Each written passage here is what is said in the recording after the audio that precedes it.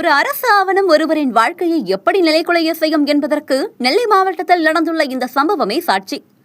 10ஆம் வகுப்பு பொதுத் தேர்வு எழுத காத்திருக்கும் ஒரு மாணவன் தனது அடையாளத்தை நிரூபிக்க முடியாமல் கடந்த 5 ஆண்டுகளாக அதிகாரிகளின் வாசலில் தவம் கிடக்கும் அவலம் நிகழ்ந்துள்ளது. பெயர் ஒருவருடையது, புகைப்படம் வேறொருவருடையது. இப்படி அதிகாரிகளின் அலட்சியத்தால் ஒரு மாணவனின் எதிர்காலமே இன்று ஊசலாடி கொண்டிருக்கின்றது. நெல்லை மாவட்டம் தெற்கு கள்ளிக்குளம் அருகே உள்ள தேரைக்குளத்தை சேர்ந்த கூலி தொழிலாளி கோபால் வசந்தி தம்பதியினரின் மகன் கண்ணன் வள்ளியூரில் உள்ள அரசு உதவி பெறும் பள்ளிகள் 10ஆம் வகுப்பு பயின்று வருகிறார். கடந்த 2016ஆம் ஆண்டு பள்ளி மூலமாக கண்ணனுக்கு ஆதார் கார்டு எடுக்கப்பட்டுள்ளது.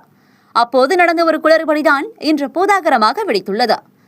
கண்ணனின் ஆதார் கார்டில் அவரது புகைப்படத்திற்கு பதிலாக அதே பள்ளியில் பயிலும் கவின் என்ற வேறொரு மாணவனின் புகைப்படம் இடம்பெற்றுள்ளது. அது மட்டுமின்றி கண்விழி மற்றும் கைரேகை பதிவுகள் என அனைத்தும் மாறியே பதிவாகியுள்ளது. பெயரில் என்ன இருக்கிறது என்று கேட்கலாம். ஆனால் இந்த புகைப்பட மாற்றத்தால் கண்ணனின் பெயர் குடும்ப அட்டையில் இடம்பெற முடியாமல் போனது. கைரேகை பொருந்தாததால் ரேஷன் பொருட்கள் வாங்க முடிவதில்லை. வங்கிக் கணக்குடன் ஆதாரை இணைக்க முடியவில்லை. இப்படி அரசின் ஒவ்வொரு சலுகையையும் பெறுவதில் கண்ணன் பெரும் போராட்டத்தையே சந்தித்து வருகிறார். தனது மகனின் அடையாளத்தை சரி செய்ய கடந்த 5 ஆண்டுகளாக ராதாபுரம் வட்டாட்சியர் அலுவலகம், மாவட்ட ஆட்சியர் அலுவலகம் என கோபால் தம்பதியினர் அலைந்து திரியாத இடமே இல்லை. ஆனால் ஒவ்வொரு முறையும் ஏமாற்றமே மிஞ்சியுள்ளது. அடுத்த மாதம் 10ஆம் வகுப்பு பொதுத் தேர்வு தொடங்க உள்ள நிலையில் ஹால் டிக்கெட் பெறுவதற்கு ஆதார் கட்டாயம் என தெரிய வந்ததும் தாய் வசந்தி நிலைகுலைந்து போனார்.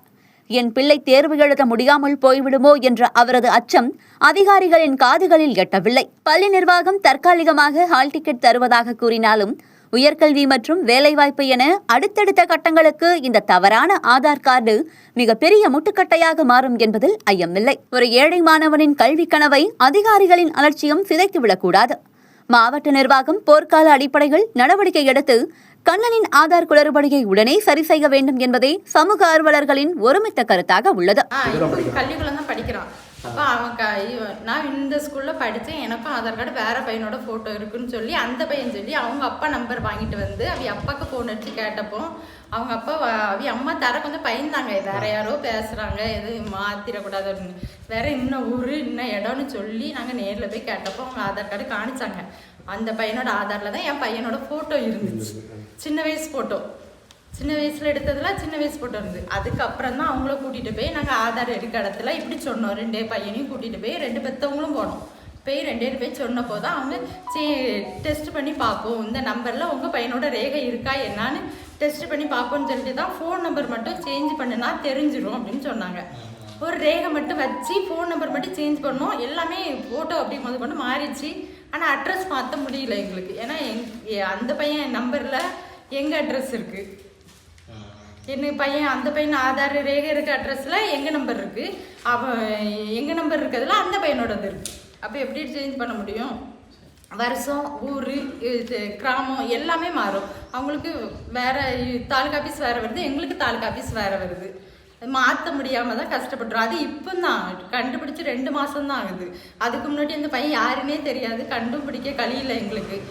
வீட்லேயும் அவங்க ஆக்சிடென்ட் ஆகி அது இதுன்னு ஹாஸ்பிட்டல் அது இதுமா அலைஞ்சி ஒன்றும் செய்யவும் கழியில. ஆமாம், 2 மாதத்துக்கு முன்னாடி தான் கண்டுபிடிச்சிருக்கோம். அந்த பையனை கண்டுபிடிக்க சொல்லி ட்ரை பண்ணாங்க. ஒருத்தவங்கள சின்ன போட்டோ வச்சு எப்படி கண்டுபிடிக்க முடியும்? நம்ம என்ன அவ்வளோ வசதியிலையா இருக்கோம்? எங்கேயும் போய் பார்த்து யதார்த்தமான ஸ்கூல்ல படிச்சதால பார்த்து யதார்த்தமானா எங்க பாப்பாவும் அதே ஸ்கூல் படிக்க, 10th படிக்காம 9th படிக்க. அந்த கார் எடுக்கும்போது அந்த பையன் உங்க பையன் ஒரே ஸ்கூல்ல படிச்சானோ? கார் எடுக்கும்போது ஆமா, கார் எடுக்கும்போது ஒண்ணாங்க ஒரே ஸ்கூல்ல படிச்சாங்க.